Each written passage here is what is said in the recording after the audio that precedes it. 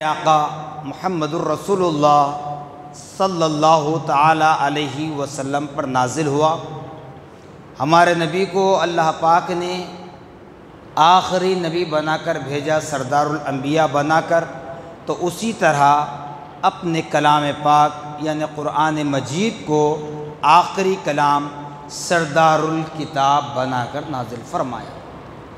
اس قرآن مقدس میں اللہ رب العالمین ارشاد فرما رہا ہے وَإِن تَعُدُّوا نِعْمَةَ اللَّهِ لَا تُحْصُوهَا، کہ لوگوں خبردار ہو جاؤ کہ اللہ رب العالمین تم پر کتنا مہربان ہے، کتنا رحم و کرم کا معاملہ کر رہا ہے، تم اس کا محاسبہ نہیں کر سکتے۔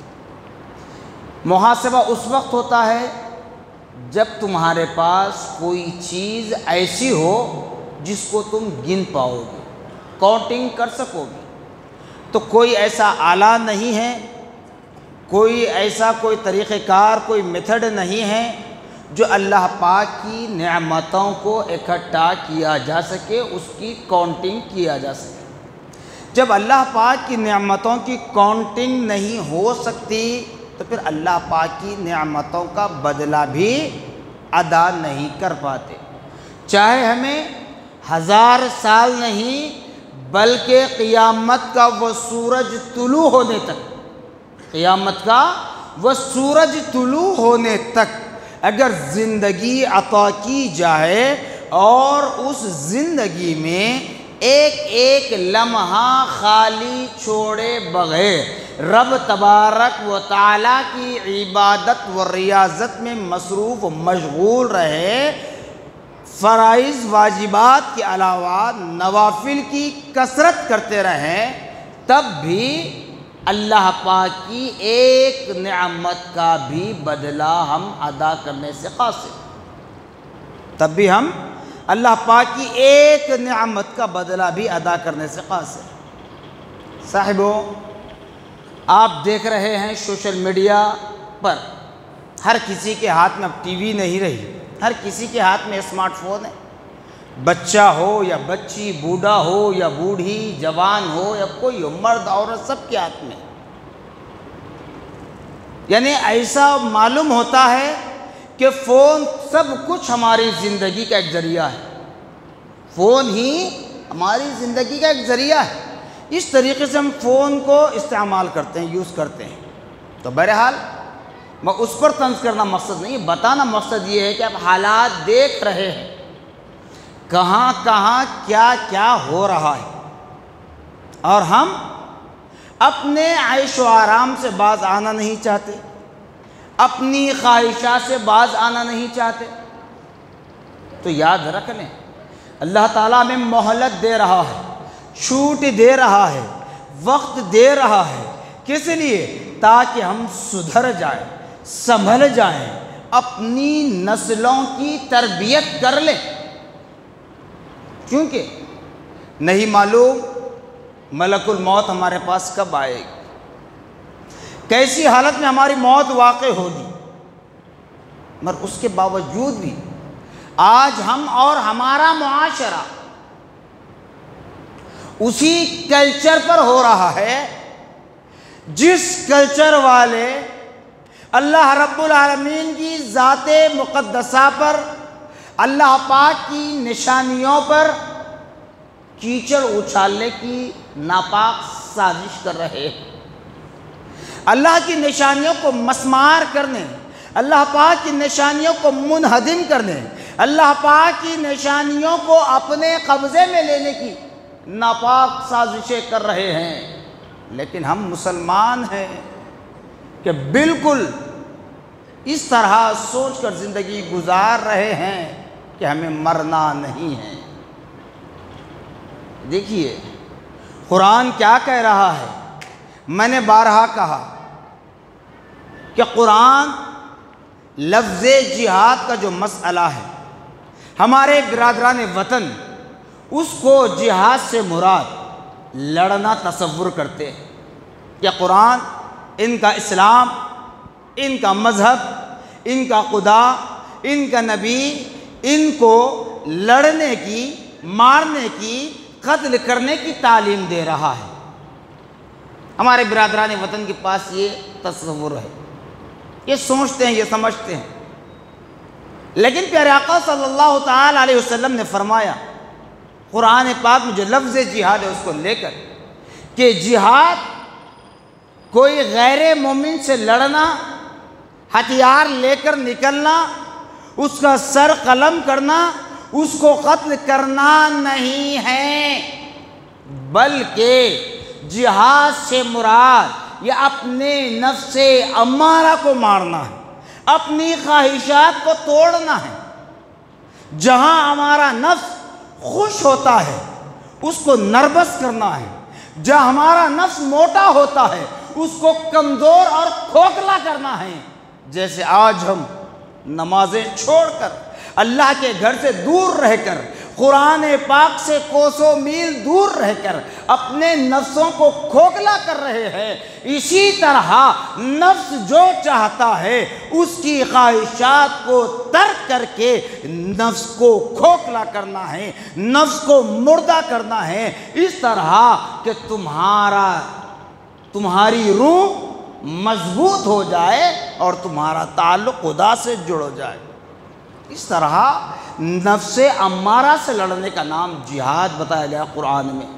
اچھی طرح ذہن میں بٹھا لیں، قرآن میں جو لفظ جہاد ہے اپنے نفس سے لڑنا ہے۔ آج ہم کیا کرتے ہیں، کہیں چاہے وہ مسلم ملک ہو یا غیر مسلم ملک ہو، چاہے کوئی ریاست ہو، وہاں اگر ظلم ہوتا ہے تو ہم کیا سمجھتے ہیں، ہاں تو وہاں ہو رہا ہے، ہم کو تو کچھ نہیں ہوا۔ نہیں، مومن کے لیے بتلایا گیا کہ ساری مومنیت، سارے مومن بندے ایک جسم سمجھیں، ایک جسم۔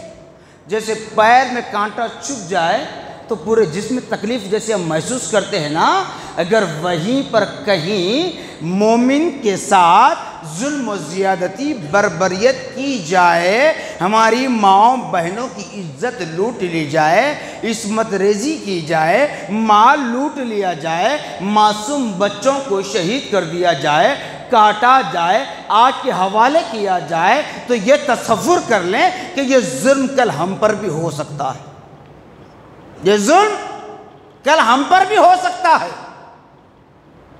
کیوں؟ اس لیے کہ ہم نام کے تو مسلمان ہیں، عمل کے اعتبار سے بالکل خالی ہیں۔ اللہ معاف کرے، اللہ ماشاءاللہ انگلیوں پر گن کر بتا سکتے کتنے لوگ ہوں گے، کتنے پرسنٹ ہوں گے؟ تقریباً 90% ہمارا حال یہ ہے کہ ہم بالکل ایمان سے خالی ہیں۔ دیکھ رہے ہیں پچھلے تقریباً 2 مہینے سے بیت المقدس کے معاملے میں کیا ہو رہا ہے، مگر ہم کیا کر رہے ہیں؟ ارے کم از کم ایسے وقت میں تو صحیح مساجد کو آباد کریں۔ اسی لیے شاعر اسلام عاشق رسول اللہ علامہ اقبال نے کہا، مسجد تو بنا دی شب بھر میں ایمان کی حرارت والوں نے، مسجد تو بنا دی شب بھر میں، ایک رات کے اندر مسجد بنا دی، ایمان کی حرارت والوں نے، جذبہ آ گیا مسجد بنا دیے، پر من اتنا اپنا پاپی تھا برسوں میں نمازی بن نہ سکا۔ تو بتائیے کیا فائدہ ایسا؟ صرف کوئی عمارت کھڑا کر دینا، مسجد بنا دینا، یہ بڑا کام نہیں ہے، بلکہ جو مساجد ہیں اس کو سجدوں کے ذریعے آباد کرنا، یہ سب سے بڑی بات ہے۔ مساجد کو سجدوں کے ذریعے آباد کرو۔ پیارے آقا صلی اللہ علیہ وسلم نے ارشاد فرمایا، مرد حضرات مساجد کو سجدوں سے آباد کریں، اور خواتین اسلام اپنے گھروں کو قبرستان نہ بنائیں، قبرستان نہ بنائیں۔ قبرستان کا مطلب صرف یہ نہیں کہ انتقال ہو جائے تو مردے کو لے جا کر وہاں دفن کریں گے، وہی قبرستان ہے۔ پیارے آقا جو فرما رہے ہیں اپنے گھروں کو قبرستان نہ بناؤ، مطلب کیا کہ جس جگہ سجدہ نہیں ہوتا، جس گھر میں اللہ کی عبادت نہیں ہوتی، جس گھر میں اللہ کے لیے سجدہ ادا نہیں کیا جاتا، وہ گھر قبرستان ہے، وہ گھر قبرستان ہے۔ تب اندازہ کیجئے ایمان والو، پیارے آقا صلی اللہ علیہ وسلم ہمیں کیسی تعلیم دے رہے ہیں، کب سے دے رہے ہیں، اور آج ہمارا کیا حال بنا ہوا ہے۔ ہم وہی اپنے شوقوں میں مبتلا ہیں، حالات بگڑ رہے ہیں، تب بھی ہم سدھرنے کی طرف تیار نہیں۔ تو یاد رکھ لیں، کم سے کم 3 چیزوں پر عمل کر لیں۔ ایسے کٹھین ماحول میں کم سے کم 3 چیزوں پر عمل کر لیں۔ سب سے پہلے علم دین حاصل کرنے کی کوشش کریں۔ میں نے بارہا کہا، ہم اپنی اولادوں کو ڈاکٹر بنائیں، انجینئر بنائیں، جج بنائیں، سب کچھ بنائیں، لیکن کم از کم نماز کے مسائل، وضو کے مسائل، غسل کے مسائل، قرآن پاک کی تعلیم، نبی محمد الرسول اللہ کی رسالت، اللہ کی وحدانیت اپنی اولاد کو سکھائیں۔ کم سے کم اتنا تو ضروری نہیں کہ ہر کوئی عالم بن جائے، فاضل بن جائے، مفتی بن جائے، پیر بن جائے، ضروری نہیں ہے۔ کم از کم اتنا ضرور سکھائیں کہ وہ بچے اپنی زندگی میں ناکام نہ ہو سکیں۔ کیوں؟ سب سے پہلے علم دین کی بات کیوں کہا گیا؟ اس لیے علم دین جب سیکھتے ہیں تو وہاں تمہیں خوف خدا بتلایا جاتا ہے، سکرات کا وقت کیسا ہوگا بتایا جاتا ہے، قبر کی زندگی کا حال بتایا جاتا ہے، میدان محشر میں دوبارہ زندہ کیا جانا بتایا جاتا ہے، میدان محشر میں کیا کیا ہوگا سب بتایا جاتا ہے۔ اس لیے علم دین سکھائیں۔ پھر اس کے بعد اپنے اندر ایسی جستجو، ایسی کیفیت پیدا کر لیں کہ خود مختار، معاف کرنا کسی پر طنز نہیں ہے۔ آپ دیکھ لیں، نوکری چاکری کرنے والوں کی اکثر تعداد مسلمان کی ہوتی ہے۔ ارے تم نوکر بن کر کیوں رہتے ہو؟ اللہ نے تمہیں دولت سے نوازا ہے دنیا کی، تم خود اپنا ایک کارخانہ کھولو، اپنی کمپنی تیار کرو، اپنے پروڈکٹ تیار کرو جو تمہارے لیے، تمہارے بھائیوں کے لیے کام آ سکے، نفع بخش پروڈکٹ تیار کرو جس سے تمہیں تقویت ملے، اور تم دوسروں کو اپنے پاس نوکر رکھو۔ ضروری نہیں کہ نوکر ہی رکھو، یہ نہیں کہتے کہ ہم اسلامی تعلیم نہیں دیتا کہ تم کسی کو اپنے زیر رکھنا، لیکن کسی کے ماتحت رہ کر تم زندگی بسر نہ کرو۔ پھر اس کے بعد تجارت کرنا سیکھیں۔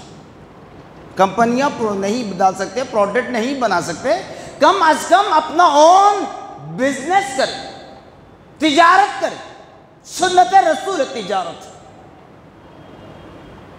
اور ایسی چیزوں کو مارکیٹ میں لائیں،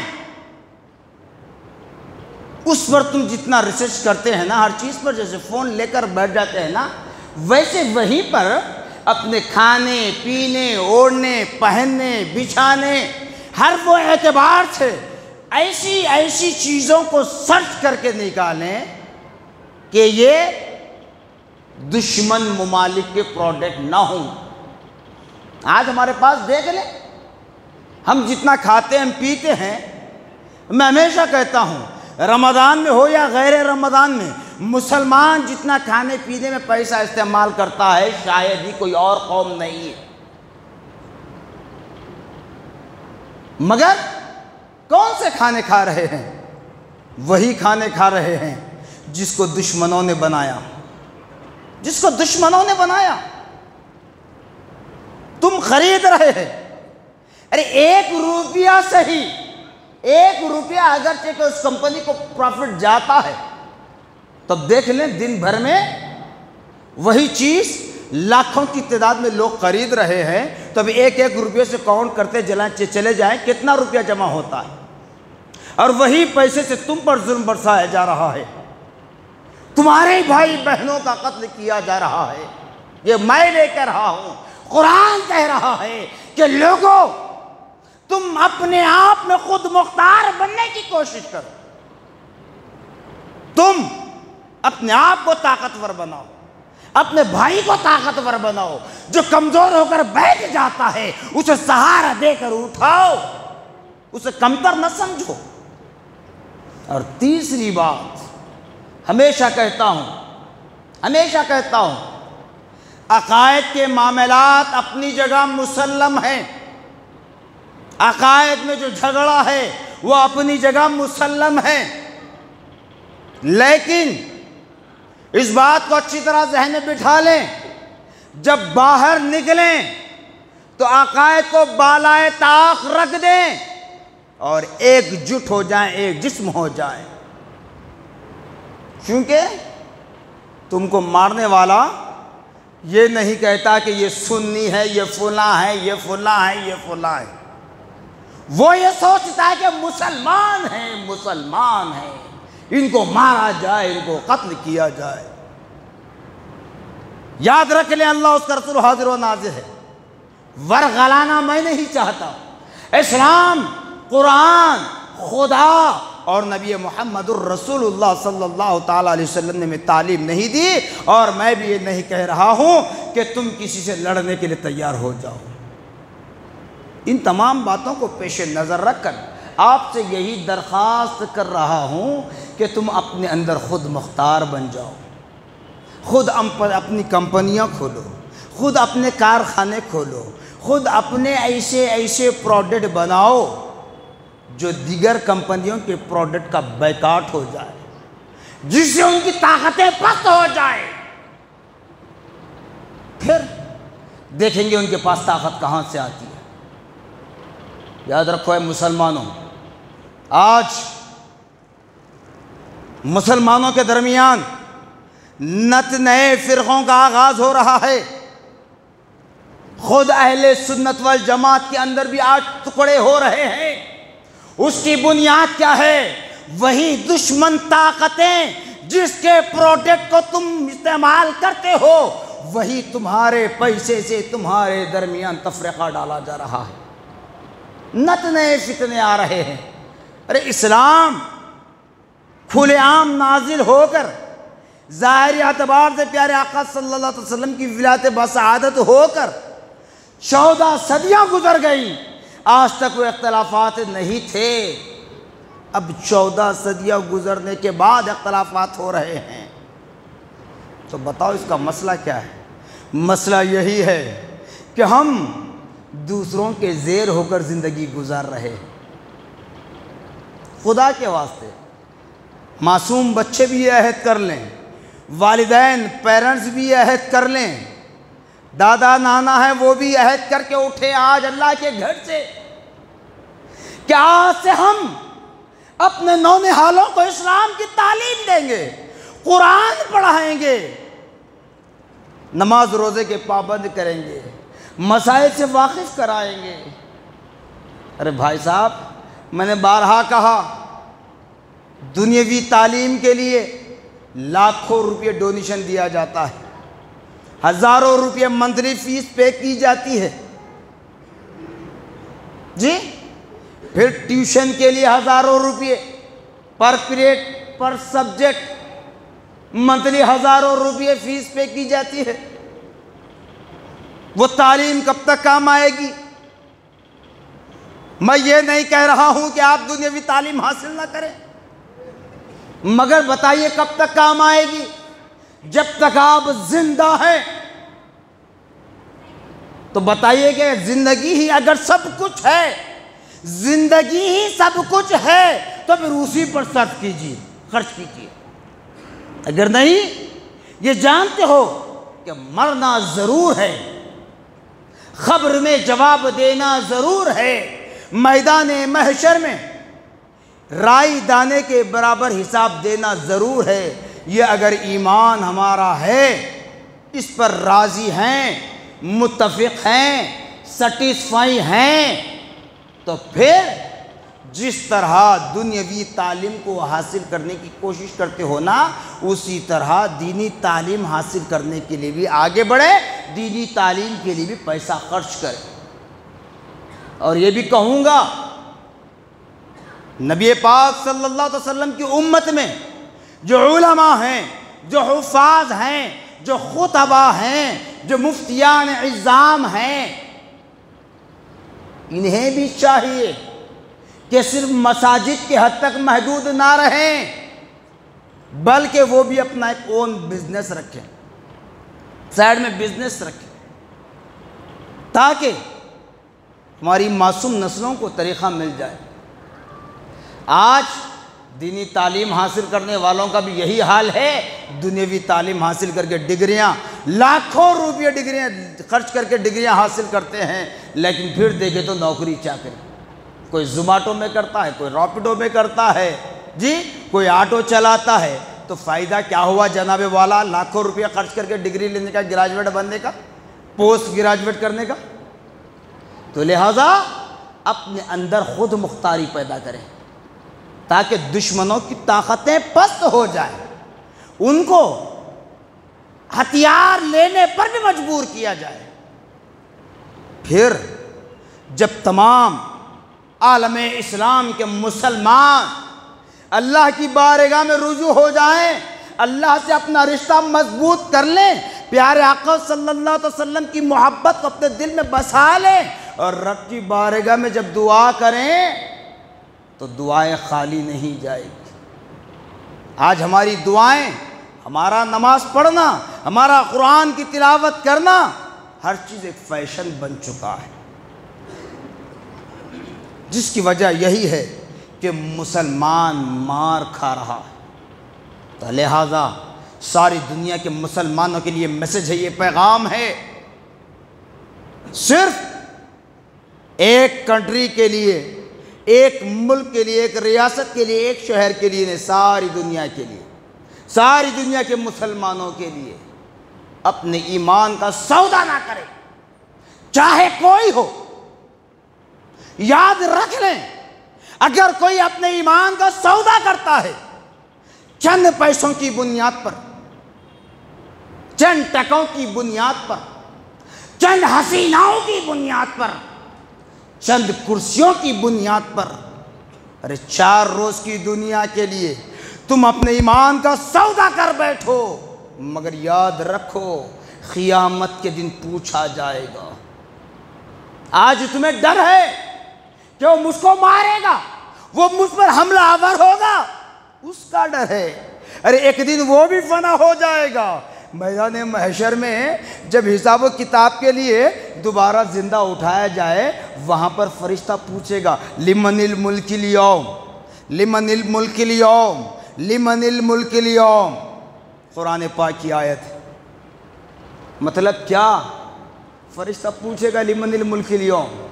اگر دنیا میں رہ کر ہم قرآن کو پڑھتے، قرآن کو سمجھتے، تو میدان محشر میں رسوا نہیں ہوں گے، انشاءاللہ رسوا نہیں ہوں گے۔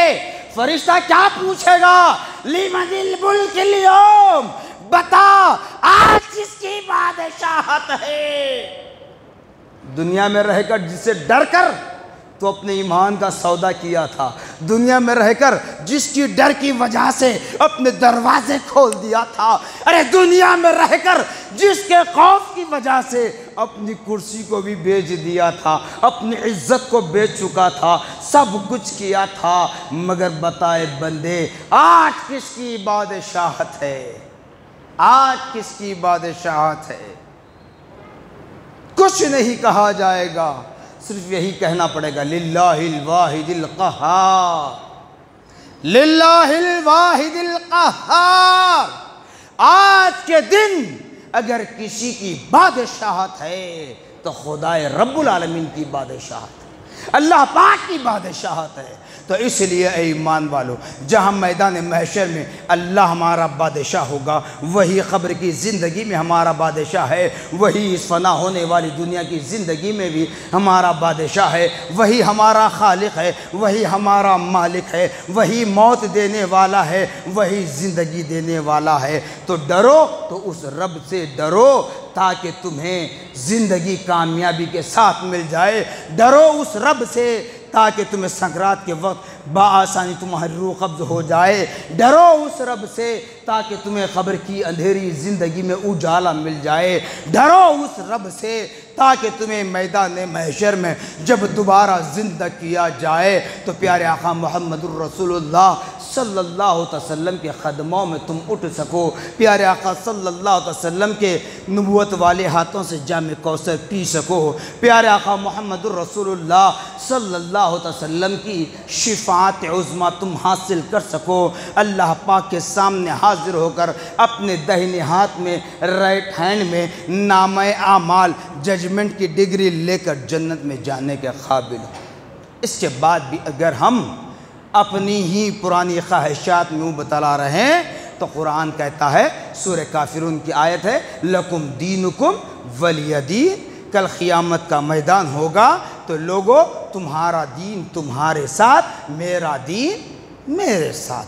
مجھ کو جو جواب دینا ہے میں جواب دوں گی۔ قرآن کہہ رہا ہے، تم نے مجھے پڑھا یا نہیں پڑھا، سمجھا یا نہیں سمجھا، تعظیم کی یا نہ کی، سب کچھ وہ میں جواب دوں گی۔ اب تم کیا کرے کیا نہیں کرے تم کو تمہارا جواب دینا ہوگا۔ لکم دینکم ولی دین، تمہارا دین تمہارے ساتھ، میرا دین میرے ساتھ۔ جزاکم اللہ خیرا جزا، وآخر دعوانا الحمدللہ رب العالمین۔